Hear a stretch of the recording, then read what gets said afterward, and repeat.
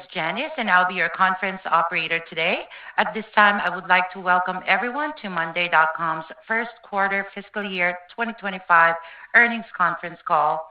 I would like to turn the call over to Monday.com's Vice President of Investor Relations, Mr. Byron Stephen. Please go ahead. Hello, everyone, and thank you for joining us on today's conference call to discuss the financial results for Monday.com's first quarter fiscal year 2025. Joining me today are Roy Mann and Eran Zimin, co-CEOs of Monday.com, and Eliran Glazer, Monday.com's CFO. We released our results for the first quarter fiscal year 2025 earlier today.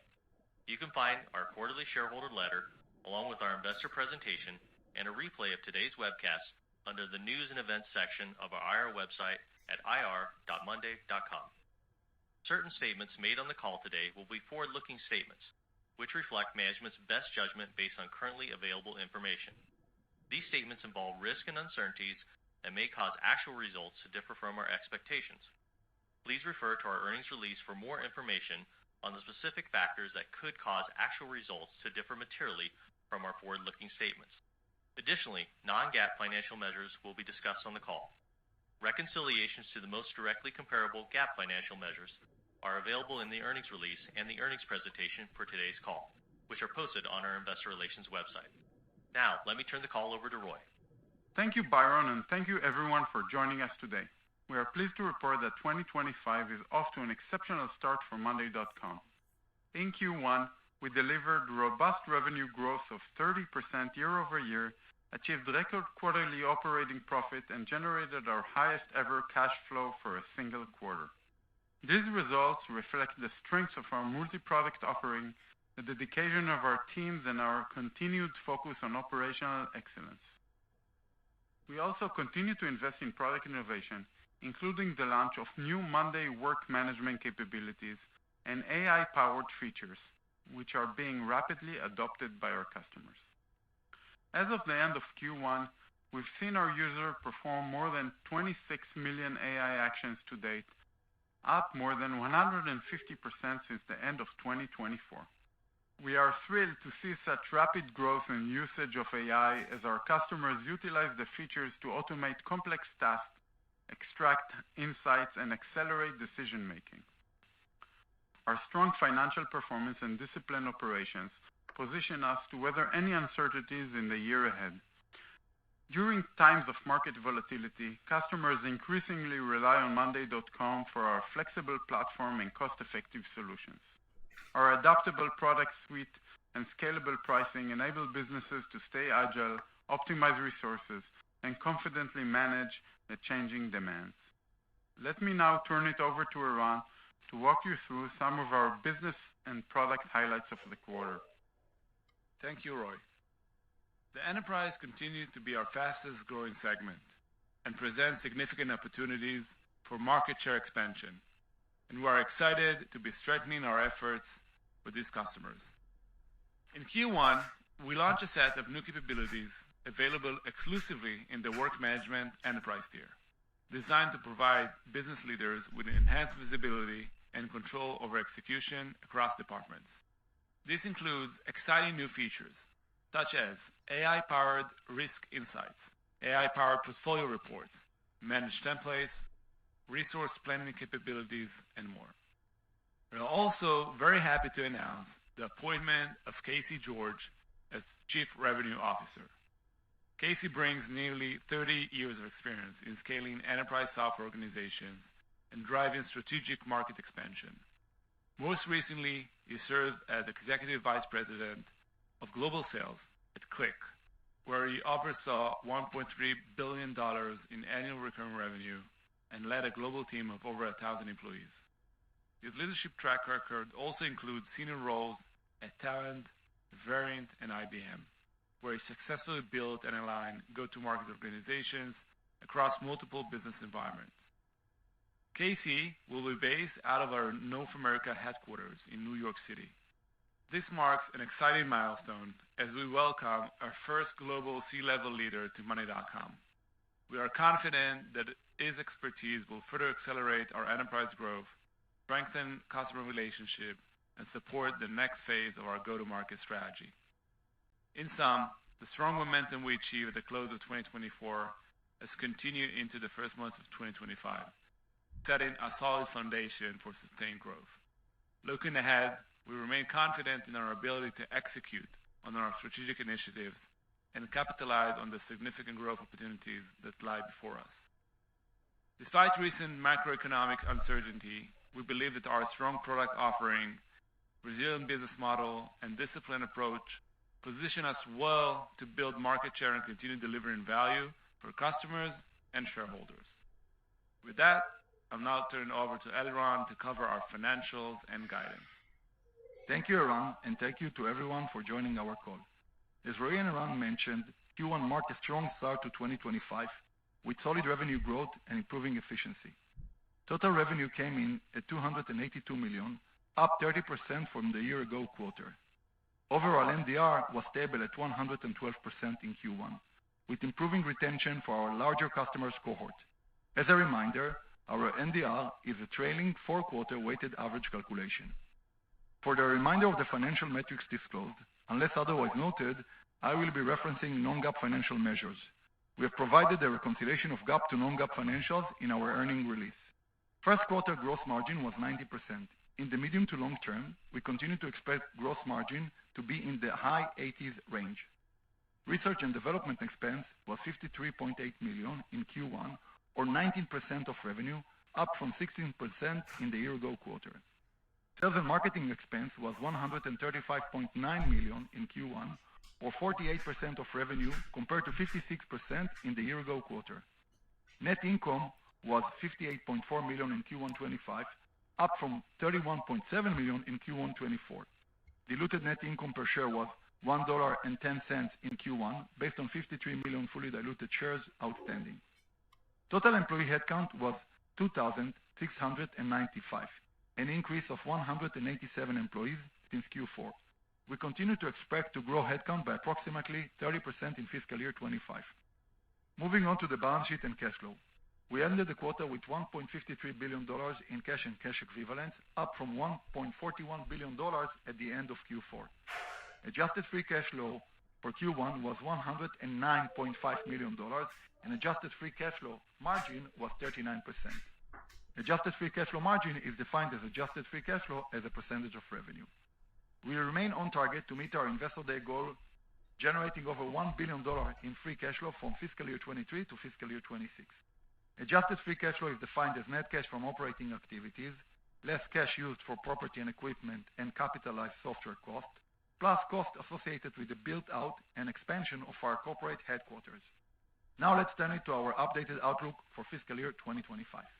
For the second quarter of fiscal year 2025, we expect our revenue to be in the range of $292 million to $294 million, representing growth of 24 to 25% year over year.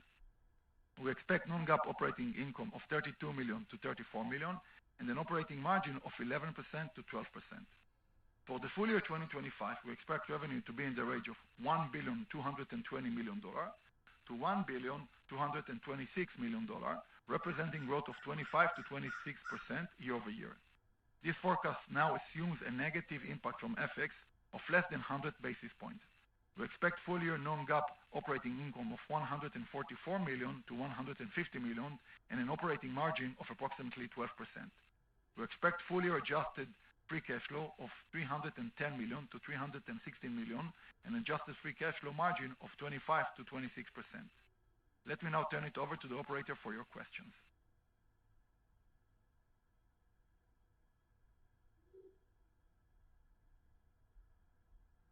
At this time, I would like to remind everyone, in order to ask a question, press the star and the number 1 on your telephone keypad. We will pause for just a moment to compile the Q&A roster. So your first question is coming from the line of Kash Rangan with Goldman Sachs. Please go ahead. Thank you so much. Congratulations on a spectacular start to the year.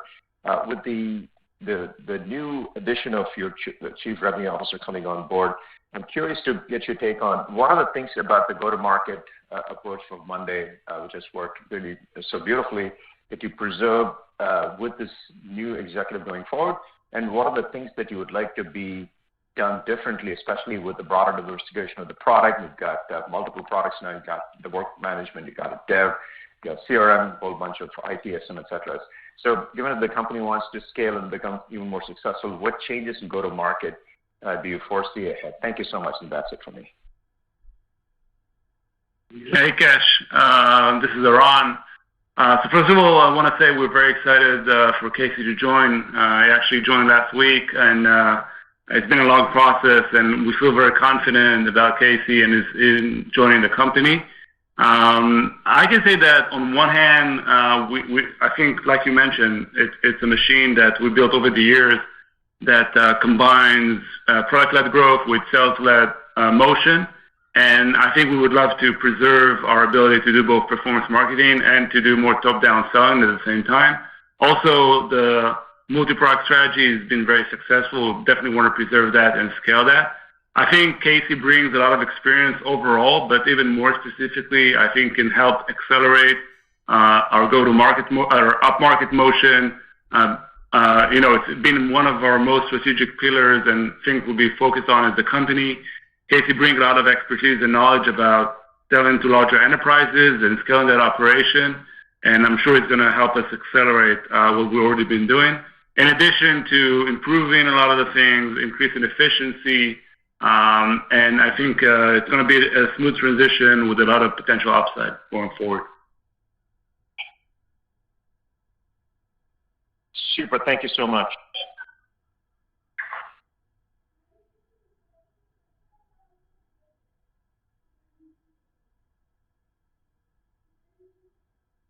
Your next question is coming from the line of Alex Zukin from Wolfe Research. Please go ahead.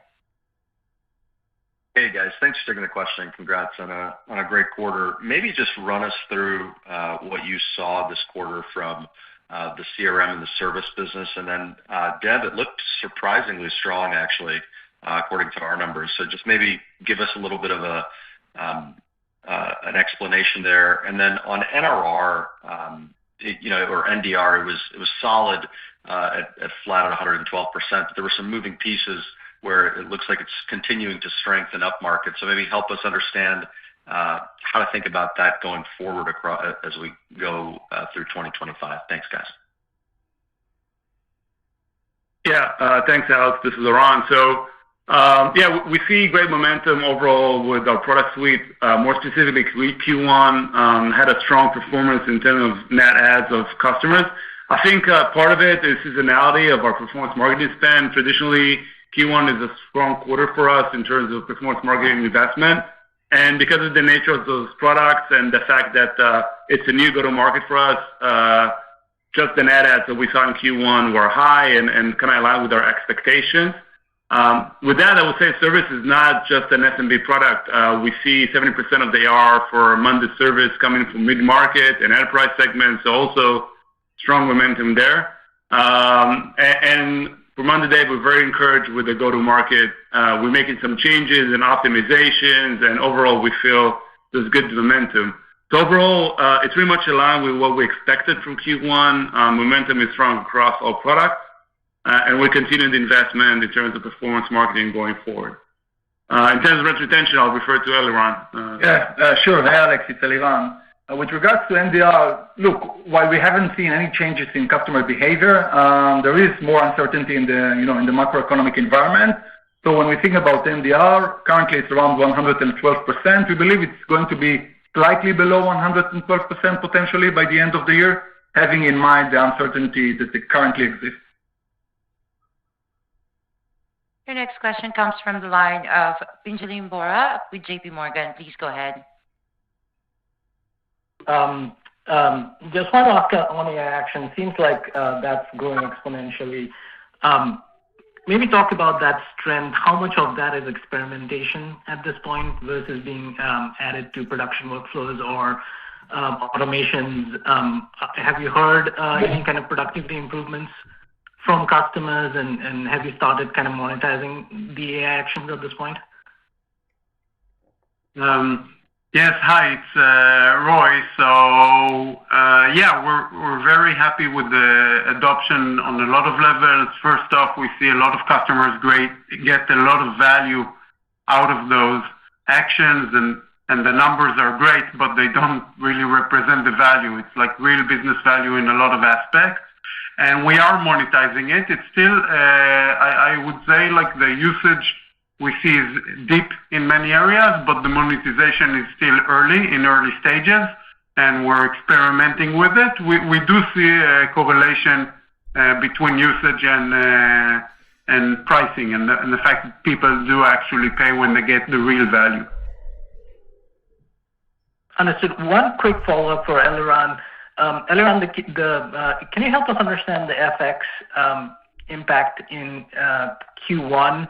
And it seems like you're kind of taking down the FX headwind assumption, which kind of makes sense, but the guidance is not coming up as much, right? So I wanted to ask you, I think you said you're not seeing any change in behavior, but is that purely based on prudence, or is there anything that you're seeing at this point? Yeah, sure, Benjamin. So, we did have some negative FX impact to Q1 revenue, but as a reminder, when we started the year, once the tariff was announced, FX became very volatile. Going into April, there is some more balanced kind of trend. So we assume that the effect for the entire year is going to be less than 1%. And the reason, not everything is, reflected in the guidance, because we did take a more conservative approach with regards to our expectations for the end of the year because of the macroeconomy situation and the uncertainties that are still exist. Your next question is coming from the line of Arjun Bhatia with William Blair. Please go ahead. Perfect. Thank you, guys, and congrats on the strong Q1 here. One, if I can ask, it seems like on the market motion, it seems like you're seeing quite a bit of success there, especially with the core work management offering moving up. I guess my question is, as the work management offering moves up market, does that drag your other solutions up market as well with CRM, service, dev, and what kind of traction are you seeing there? Are those kind of on their own independent trajectory to enterprise, kind of on its own from work management? How would you think about that? Thank you. Hi, it's Roy. So yeah, you're right. Like work management is going a lot up market. We're leading that category also in all the reviews, and we're seeing a lot of deep features or capabilities that we're releasing that enterprise really need to manage things at scale. Regarding other products, it varies according to each product. So, for example, service is obviously targeted into the larger customers, like mid-market to higher size, while CRM, we see a lot of success in the SMB low mid-market. And so one may not have that impact on the other, like you suggested, and each product has their own path. Having said that, I'll tell you, like we push all the products upward all the time. As we increase the capabilities and deepen each product suite ecosystem, we naturally go up market.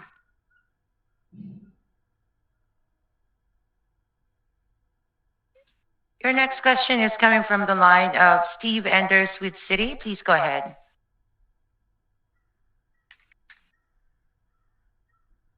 I guess I just want to dig a little bit more onto the guide and just want to get a better sense for, how the uncertainty that you're seeing with customers is playing out with the assumptions that you're making. Just anything on, I guess, related to deal cycles or, deals pushing or conversion rate change assumptions. Just how is the, I guess, uncertainty actually kind of manifesting into how you're thinking about, I guess, what's incrementally changed with the outlook versus before?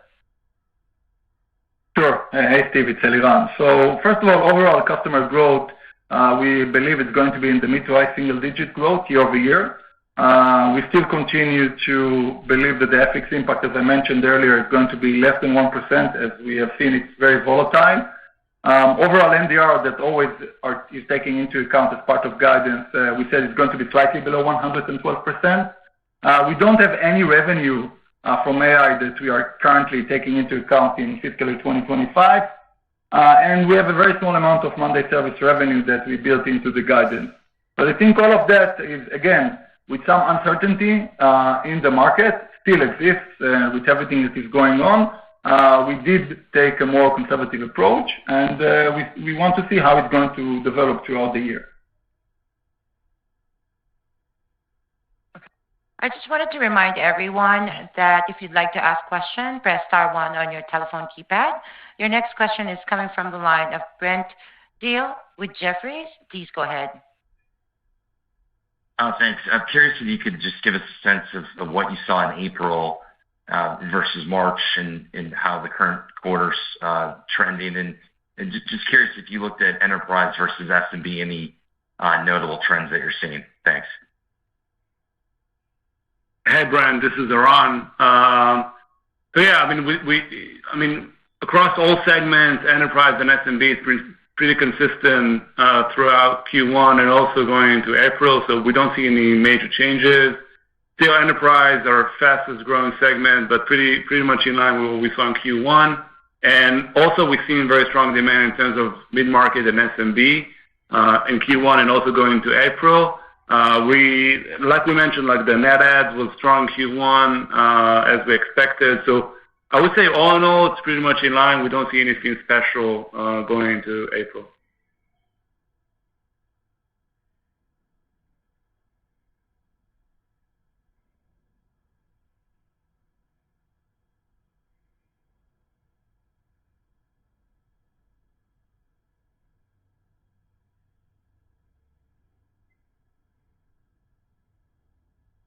Your next question is coming from the line of Brent Bracelin with Piper Sandler. Please go ahead. Thank you for taking the call here. Wanted to double-click into the larger cohort of customers. Another good quarter here of expansion. How much of the momentum here is driven by cross-sell, where larger enterprises are actually adding new apps versus expansion? Obviously, expansion has been the biggest driver of the move-up market. Wondering how much of a role cross-sell has now as well in aiding that move. Thanks. Yeah. Hi, Brent. This is Eran. So, look, definitely a lot of the expansions are a lot of the enterprise accounts are coming from expansions of accounts that kind of grew within the platform. We do see more and more accounts that close kind of bigger deals from the beginning, but I would say, still the vast majority is accounts expanding.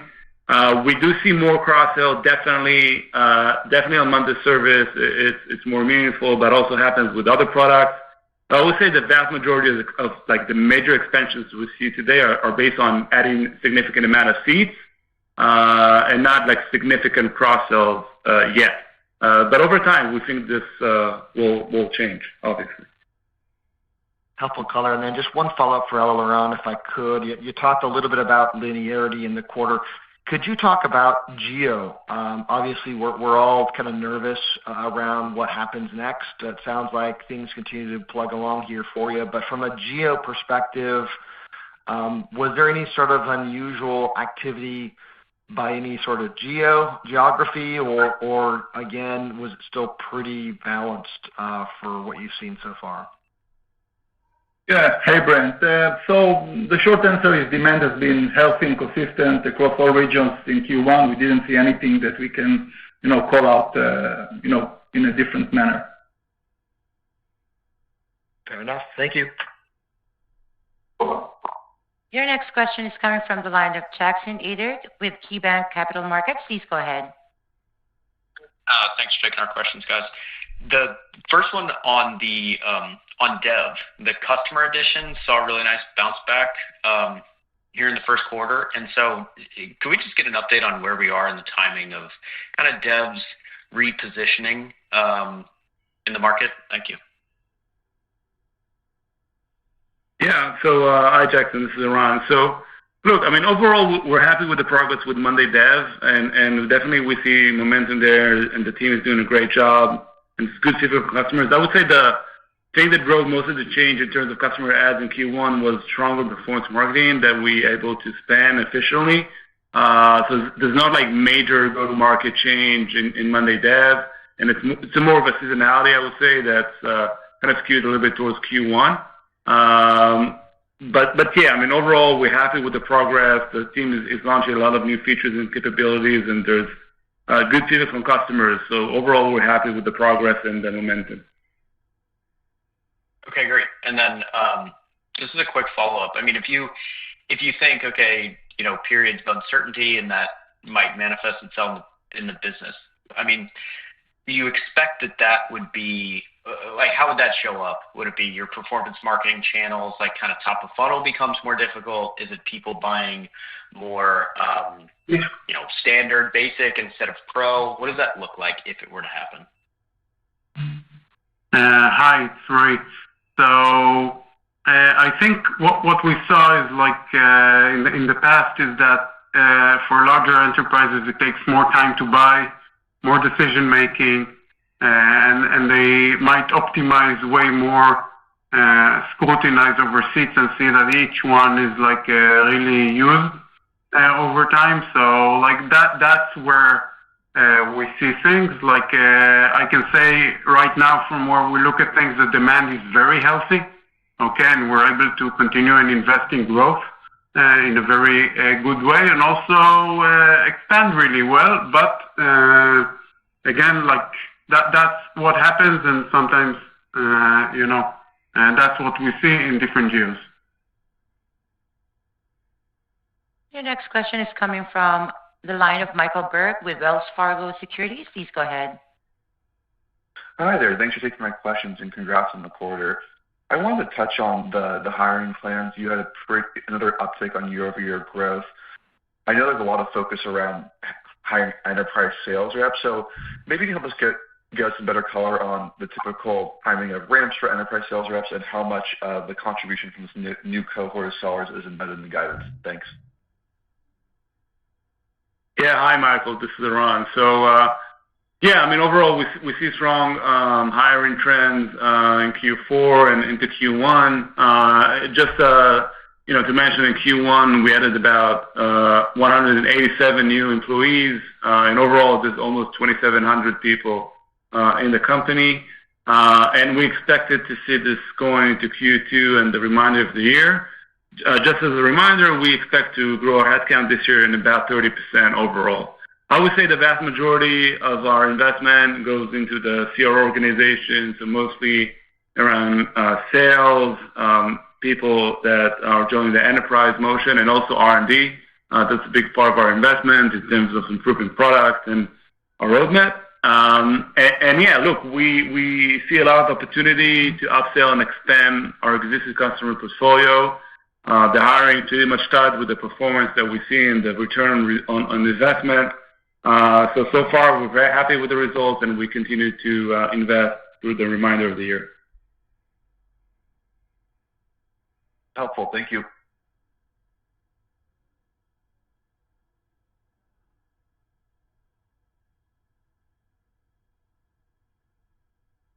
Your next question is coming from the line of Tom Blakey with Cantor. Please go ahead.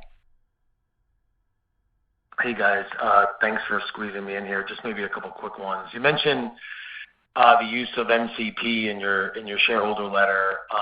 There's been an uptick in that in recent months. I'd just like to know how you're planning on using that, and it's going to open up the WorkOS platform for other agents and other applications across other larger platforms. That's the question. And then secondly, as you're moving up market, any changes in competition that you're seeing maybe in the recent kind of months in 1Q in recent months? Any change there that you're seeing, any win rate changes? That'd be helpful as well. Thanks for taking the question. Cool. Hi, it's Roy. Regarding the MCP, it's super exciting. It's a new way for LLMs to interact with the platform. And I think we're happy we're like one of the first to kind of release it and adopt it. It is going to, in general, allow anyone to interact better with Monday, also to build stuff, to work with the platform better. We're always our approach is being very open, also to developers and our customers that can build whatever they want. And I think MCP is a great addition into that AI tool set. And it's very early days, right? Like you say, it's being picked up. It was invented in the last quarter. So that's moving really quickly. And, I think a lot of really good things are coming that way. Regarding the second part of the question, we don't see any changes in terms of, this is Eran, we don't see any changes in terms of competition or win rates across enterprise and SMB mid-market segments. So no changes here. Your next question is coming from the line of Michael Funk with Bank of America. Please go ahead. Great. Good morning. This is Matt Bullock on for Mike Funk. My question's on Monday CRM. Looks like a really strong quarter with net adds accelerating. Maybe if you could just comment on what you're seeing out there in terms of competition, who you're seeing out there most often during RFPs, win rates, and then maybe what's resonating most significantly with customers from a functionality standpoint. Yeah, definitely. Hi, this is Eran. So in terms of CRM, so we don't see any changes, I would say, in the last quarter in terms of competition. I would say the players we kind of mid the most would be Pipedrive, Zoho, Sugar CRM, HubSpot from time to time.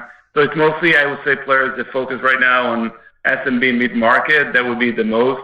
And I think here the power of the platform, the flexibility play a major role in why we win and why customers prefer to purchase Monday over other solutions. But definitely, we keep investing to the product, and over time we'll sell to hopefully larger and larger enterprise as we add more enterprise functionality. Got it. Thank you. Your next question is coming from the line of Raimo Lenschow with Barclays. Please go ahead. Perfect. Thank you. Thanks for squeezing me in. Question on cash flow. You had a very strong one in Q1. Was there anything special in there that we should be aware of, and how should we think about seasonality for the rest of the year there? Thank you. Sure. Hi, it's Eliran. So with regards to seasonality, Q1 is usually our strongest quarter. In Q2, you have the bonus payments to the salespeople, the results of the hiring in Q1, the salary increases and the comp adjustment that we're doing in Q1. Some events, though, they're all kind of in Q2. So Q1, usually at the beginning of the year, we see strong billings and collections from customers that acquired our products and solution at the end of the year. Overall, in accordance with what we gave as part of our full year guidance, this is the level that we're expecting throughout the year. Okay, perfect. Thank you. Your next question is coming from the line of DJ Hynes with Canaccord. Please go ahead. Hey, good morning, guys. Eliran, if we strip price out from the NRR calculus, what do the underlying trends look like there? Are they more stable, or are they still trending upwards? I think they're more stable, pretty much. We said last year that the contribution of price increase would be around 1 to 2%. Now, obviously, the impact was mostly last year, so I would say more stable, by and large. Yeah, makes sense. And then, Eran or Roy, so if I think back to last year, Q2, Q3, you had some pretty major seat expansion deals with some of your largest customers. I'm curious what the appetite looks like within those folks for additional product adoption, right? They've recently made big bets with you guys. Is there some digestion that needs to happen, or does that increased surface area actually make it more likely that they add, additional functionality sooner? Yeah. Hi, DJ. It's Ron. So look, I think when it comes to CRM and Dev, I think those products are not mature enough in order to be kind of cross-sell to large enterprises. We're talking here, let's say, over 10,000 seats. But we've seen some maybe surprising momentum with Monday Service, where there's more adoption with the larger enterprises. So here, I think there's an opportunity for more cross-sell to larger customers. So I think it's still premature for CRM and Dev, but with Monday Service, there's more potential. We're starting to see more and more cross-sell, not just for SMBs in the market, but also for enterprise customers. Perfect. Yeah, and if I can add, like... No, please, Roy. Yeah.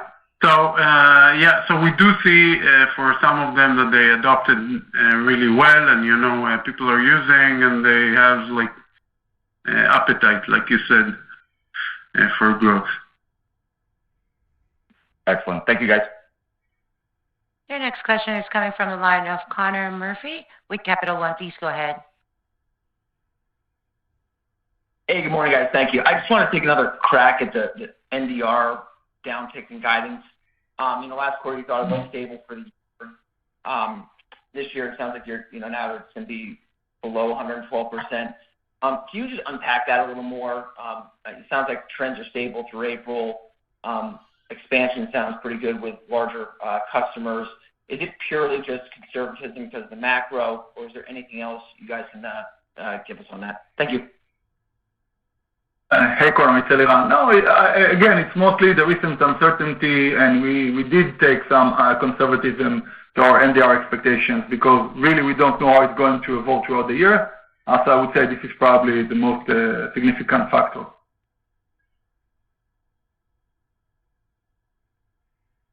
Your next question is coming from the line of Scott Berg with Needham. Please go ahead.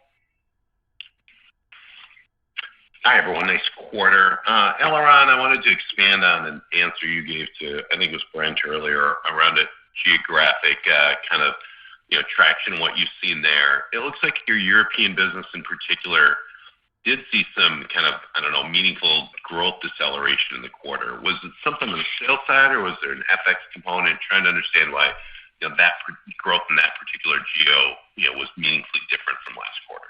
Thank you.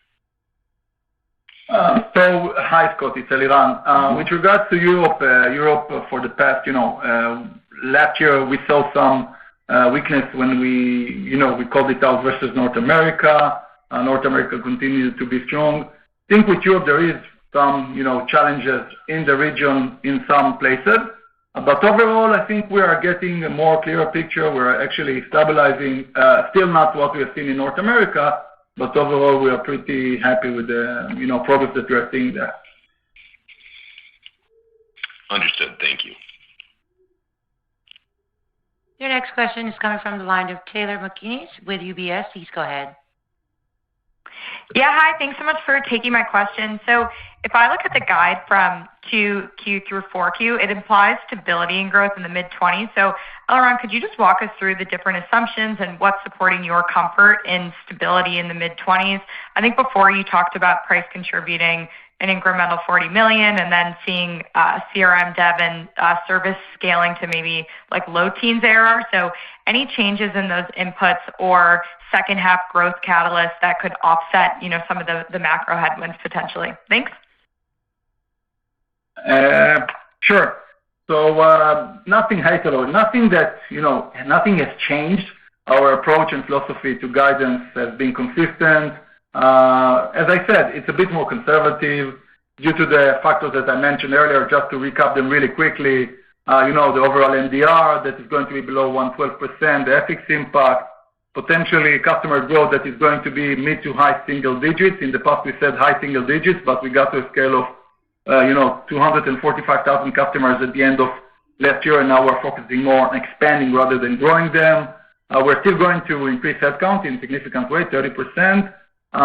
So I think all of these reasons, are taken into account when we think about the guidance, but nothing really changed in the philosophy or the way we are, building our guidance. Perfect. Thank you. Your next question is coming from the line of Alan Rakowski with Scotiabank. Please go ahead. Hey, thank you for taking the question. Can you unpack what stands out in terms of what types of customers are using AI credits more than others? And then considering the financial framework you laid out at the last Analyst Day through fiscal 26, can you just reconcile what kind of macro we're in today relative to the base case scenario? Thanks, guys. Okay. I'll take the AI one. So what we see now is that with blocks AI blocks. We've released something that is a very core capability, something that you can do. And where we see it adopting the most is where we have champions that are more tech-oriented or solution-oriented, and they are playing with it, they use it. What we are doing now is like understand those use cases and then rolling them out and explain more deeply with templates, with use cases to other customers, like what can they use it for and how can they build solutions that really, give them value. So it's like any technology, you start with the people who adopt it, and then, you productize it more and more and more and give it in more people's hands. Sure. Hi, Alan, it's Eliran. I'm now going to take the question on the Investor Day model. So we are still in the base case based on current performance. We haven't seen anything guided to a weakening macro.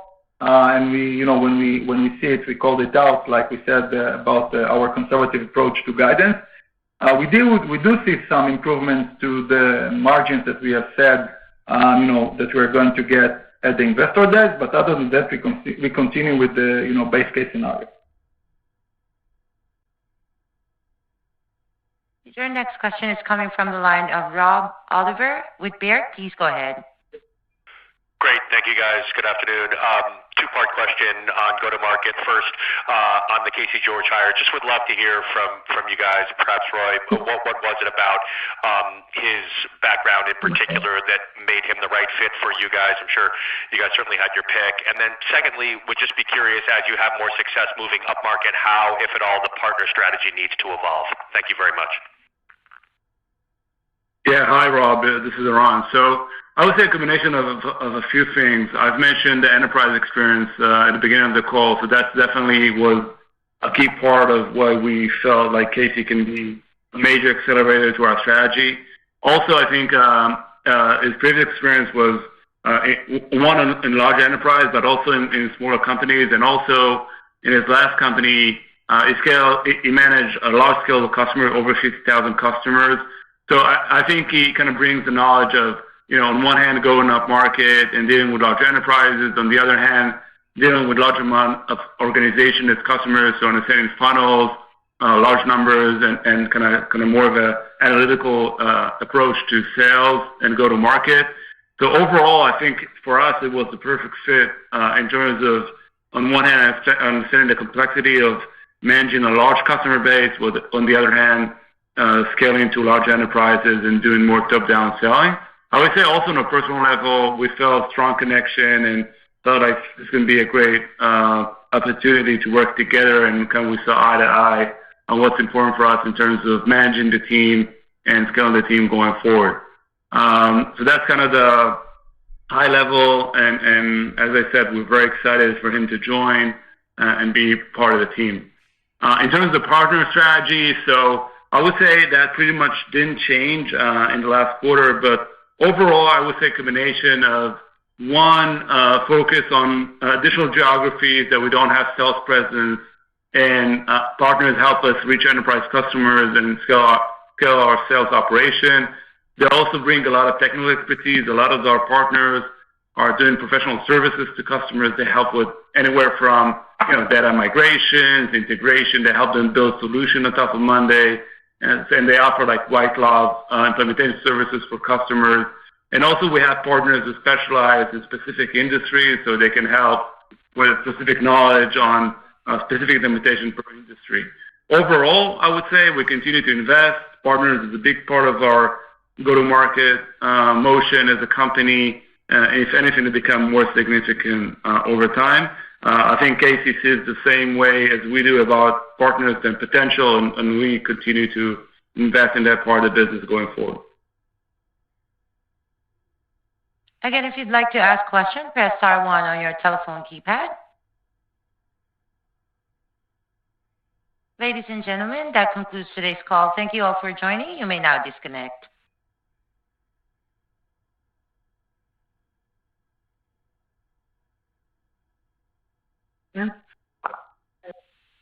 Please wait. The conference will begin.